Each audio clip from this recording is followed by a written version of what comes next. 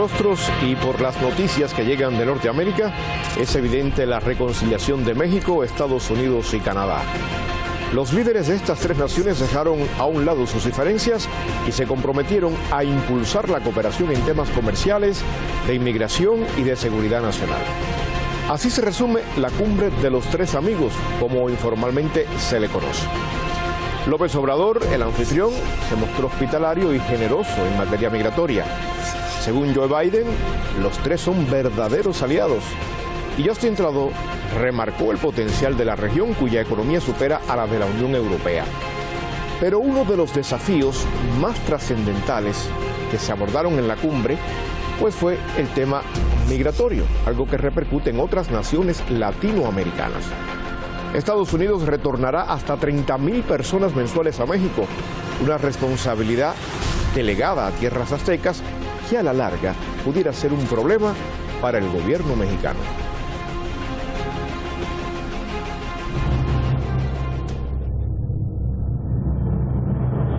Después de casi una década, México volvió a ser sede de la cumbre de los líderes de América del Norte. El presidente de Estados Unidos, Joe Biden, y el primer ministro de Canadá, Justin Trudeau, se reunieron con su homólogo mexicano, Andrés Manuel López Obrador, en el marco de la 10ª cumbre de los tres amigos, que busca aumentar la cooperación e integración en la región, centrándose en la alianza comercial y asuntos económicos. Que hay condiciones inmejorables para iniciar una nueva política de integración económica y social en nuestro continente.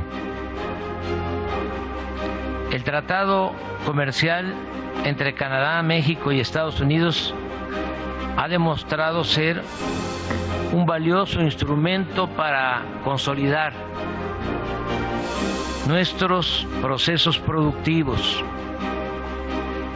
aprovechando el gran potencial que representa el mercado interno en nuestra región. So today we're going to discuss how we can further deepen that relationship, not only in Mexico but the Western Hemisphere.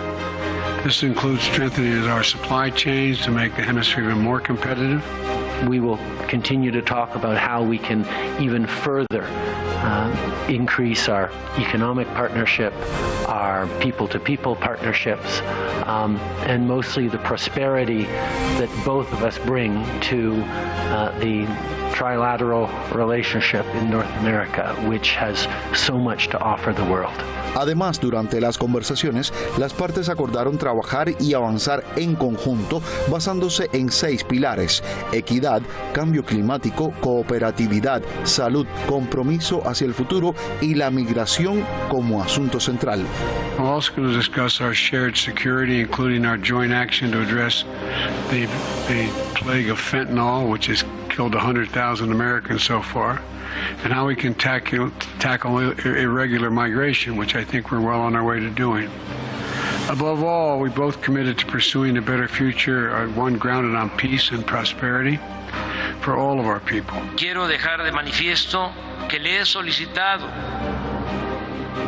respetuosamente al presidente Biden y le he pedido que insista ante el Congreso de Estados Unidos para regularizar la situación migratoria de millones de mexicanos que llevan años viviendo, trabajando y contribuyendo en el desarrollo de esa gran nación que es Estados Unidos. Los tres países, que aportan 28% del PIB global, procuran ser cada vez más autosuficientes. Acordamos fortalecer nuestras relaciones económicas y comerciales, para lo cual se creará un comité conjunto destinado a la planeación y a la sustitución de importaciones en América del Norte, procurar ser cada vez más autosuficientes. La última vez que los tres amigos se reunieron fue en noviembre de 2021 en Washington, mientras bajo la presidencia de Donald Trump no se celebró ningún encuentro.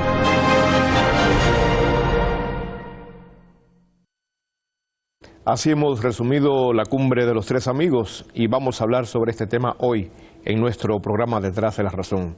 Soy Jaime Joan Batista, en nombre de todo el equipo le agradezco la compañía y ya les presento a nuestros invitados.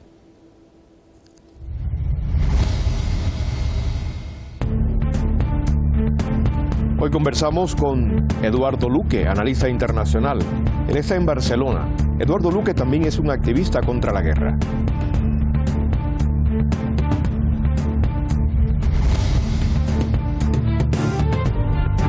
Desde Nueva York, dialogaremos con Danny Chao, analista internacional, profesor de estudios latinoamericanos y del Caribe.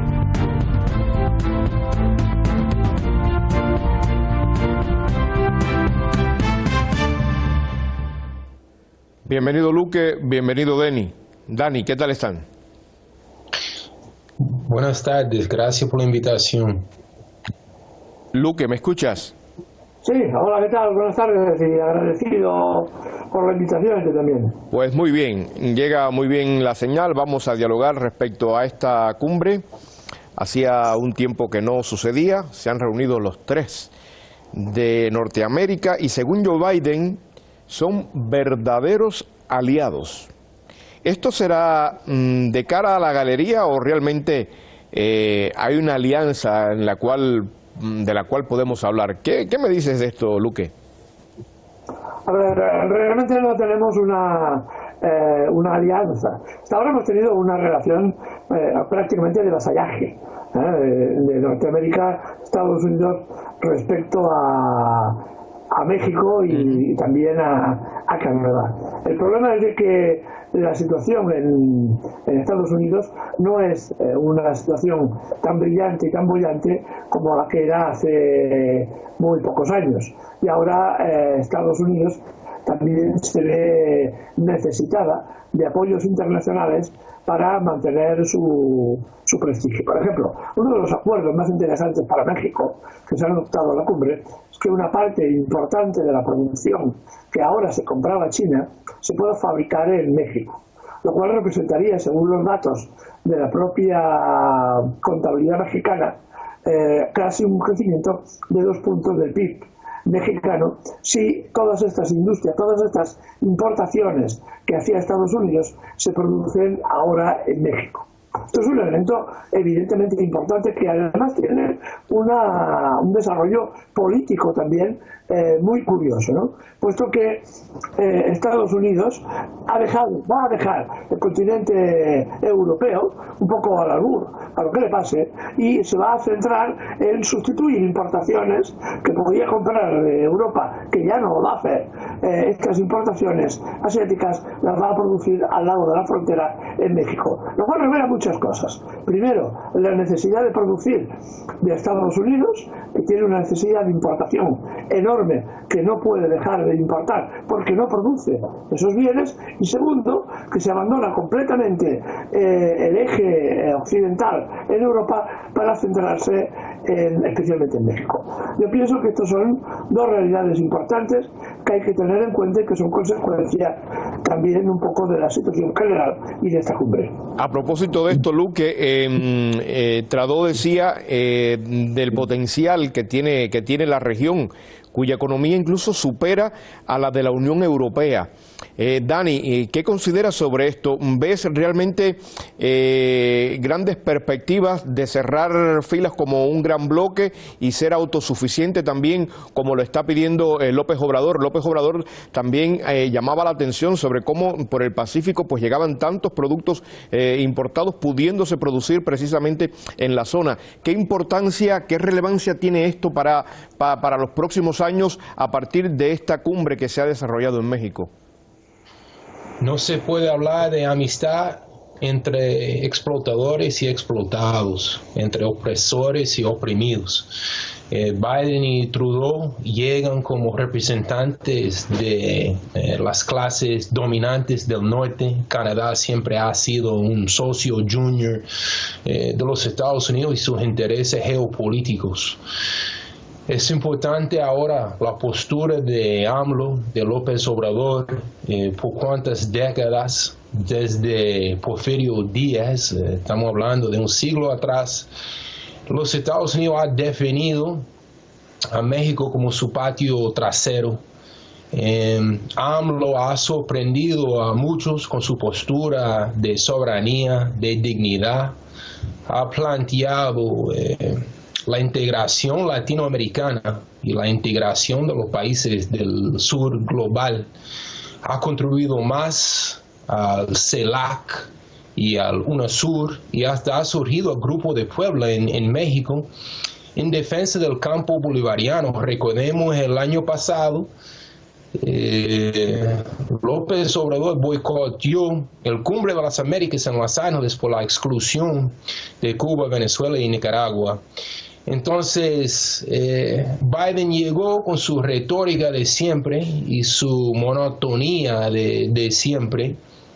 Él lee sus discursos de unos papeles, mientras que de AMLO se sentía, ¿no?, los deseos históricos del pueblo mexicano de ser tratados con dignidad. Entonces yo, por lo personal, no creo que se puede hablar de una reunión entre tres amigos, aunque sí, frente a las cámaras, esa es la reputación, esa es la imagen que ellos quieren presentar. Pero yo creo que estamos hablando de intereses de clase antagónicos, de antagonismo. Uh-huh.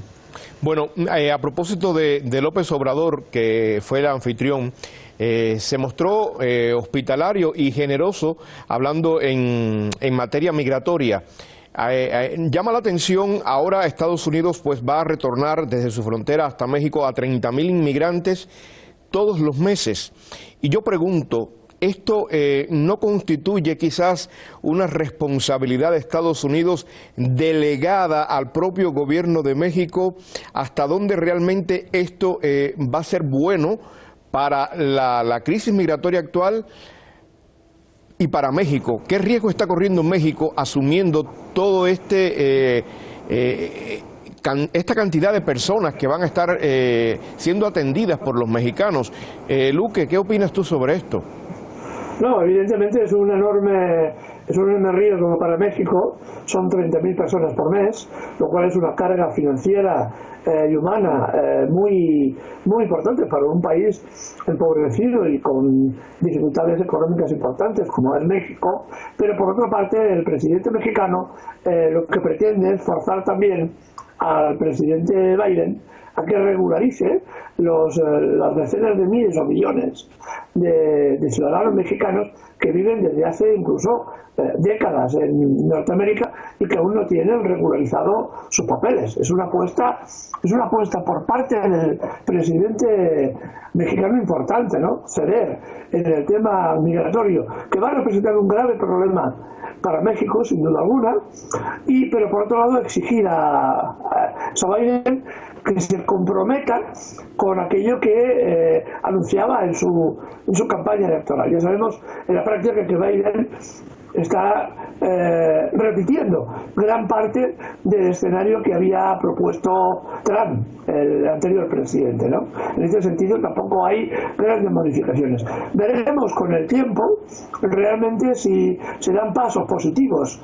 en torno a la legalización de la inmigración mexicana en Estados Unidos y en la contrapartida que se establece en México, ¿no? Pero este es un grave problema para México, absorbe un enorme riesgo, corre un importante riesgo, pero exige una contrapartida. Veremos en el tiempo si Estados Unidos es capaz de completar al menos una parte de lo que se compromete y a ver cómo se dirige esta cuestión y cómo se aborda definitivamente esta cuestión. Lo que es evidente que no se podía era necesario intentar sacar un acuerdo, aunque fuera de difícil concreción, puesto que es mejor un mal acuerdo que ninguno. Y esta es la realidad de lo que tenía el presidente mexicano entre manos, ¿no? Yo pienso que como digo, es un riesgo importante para México, pero que también es un elemento también importante también de cara a Estados Unidos. A ver si cumplen, por una vez, algunas de las cosas que se comprometen. Dani, ¿qué opinas sobre esto? ¿Se estará tomando a México como el gran muro de contención para resolver los problemas migratorios de Estados Unidos y que se la agencie después México y quede siendo México el malo de la película con el resto de los países latinoamericanos? Pero además de eso, como decía Luque, es un riesgo que se está corriendo, conociendo los antecedentes de Estados Unidos y que Biden podrá tener muy buena voluntad, pero no lo decide él, lo decide el Congreso. Así mismo es, México no es responsable de cuántos siglos de saqueo de Sudamérica y del Caribe que ha resultado en esas crisis. No es una crisis de Biden, no es una crisis de migración, es una crisis de un sistema económico que no funciona para la gran mayoría, los casi 700 millones de latinoamericanos. Entonces eso de ofrecer ahora 30,000 visas para Nicaragua, Cuba, Venezuela y Haití es muy interesante, que han agrupado esos cuatro países juntos, precisamente los cuatro países más bloqueados por los Estados Unidos. Mientras los factores principales en muchos países es el hecho de ser el patio trasero de los norteamericanos, de ser una neocolonia. En el caso de los países bolivarianos y por la gran resistencia en Haití contra el imperialismo, han castigado a esos países económicamente, con sus guerras de inteligencia, sus guerras económicas. Y eso es lo que ha impulsado en el último año y pico, 200,000 cubanos han tenido que salir de su patria. Hemos visto 6 millones de venezolanos que se han ido de Venezuela huyendo de esa guerra de Obama y las sanciones que se impuso a Venezuela en el 2014. Entonces, aquí en Fox y CNN le dan mucha atención y muchos titulares a ese tema migratorio todos los días, pero no tienen la más mínima interés en resolverlo de verdad. Ellos están en competencia ahora, Biden y los republicanos, a ver quién va más a la frontera, al paso, para tomarse algunas fotos y no tratar ese tema con seriedad, porque hasta que no haya otro modelo económico, otro paradigma, claro, los oprimidos, los que no se han quedado sin poder sobrevivir en su país, como por ejemplo en México, donde un 10% de la población sobrevive con menos de $3 por día y un 40% vive bajo la tasa de pobreza. ¿Qué remedio le queda? Que es escaparse y irse huyendo precisamente donde están las riquezas concentradas que han sido robadas de Sudamérica y el Caribe. Bueno, para otros medios de prensa, Luque, los tres amigos, o sea, la cumbre, pues ha sido para aprovecharla, para hacerse fuertes ante las críticas que afrontan en sus países estos líderes, para impulsar sus agendas regionales y relanzar su imagen. ¿Qué opinas de esto? ¿Hasta dónde realmente coincides o no con esta postura que han divulgado otros medios de comunicación, sobre todo europeos? No, evidentemente estamos frente a una escenificación. Como decía mi amigo el conquistulio, realmente, esto es amigo Dani, realmente esto es una escenificación de amigos. Aquí no hay amigos, aquí hay vasallos. El problema de la debilidad también de Norteamérica, que antes tenía un nivel de penetración mucho mayor, ahora está teniendo también altas dificultades y se ve obligado a hacer este tipo de imágenes, ¿no? Aparte de la imagen del presidente Biden, que pretende ser una imagen más aperturista, por decirlo de alguna forma, en comparación con la imagen del expresidente Trump, que no hizo ninguna reunión de este tipo en sus 4 años de mandato, ¿no?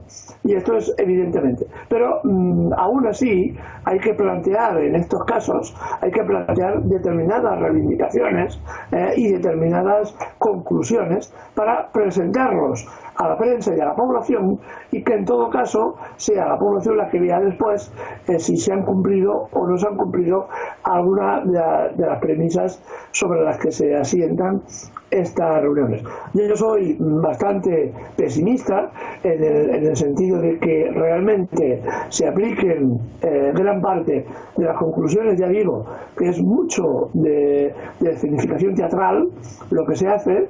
Todos necesitan los tres dirigentes necesitan de esta escenificación, pero que de acuerdos concretos realmente serán muy difíciles de llevar a cabo. Los únicos que tienen más posibilidad sería el desarrollo de industrias en la frontera mexicana a un costo de productivo muy reducido, que permitan un desarrollo económico en la zona mexicana, aunque sabemos que el valor añadido de estas inversiones siempre va hacia el otro lado de la frontera, hacia Norteamérica o Canadá, que son los grandes inversores. México necesita grandes inversiones y este sería uno de los elementos positivos, entre comillas, que había que cuestionar también, que se pueden obtener de este tipo de reuniones. Por lo demás, es más una cuestión de esperar y ver, que no de creerse ni poco ni mucho las conclusiones que sacan de estos encuentros internacionales.